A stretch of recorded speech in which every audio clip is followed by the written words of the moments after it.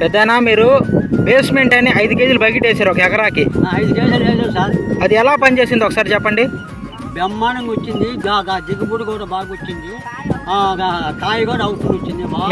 మీకు తెగులు కూడా ఎక్కువ రానిలా? రానిలా. ఎప్పుడు మీకు ఈ పొలం ఎంత అవుతుంది, ఎన్ని బస్తాలు అవుతాయి ఈ పొలం?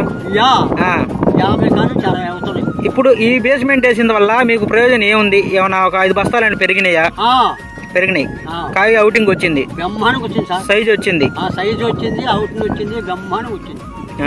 మీరు వాడతారా ఇంక నుంచి ఆ బకెట్? ఎన్ని ఎకరాలకు వాడతారు ఈసారి మీరు? నేనా 14.5 ఎకరా కోరుతుండా ఈసారి.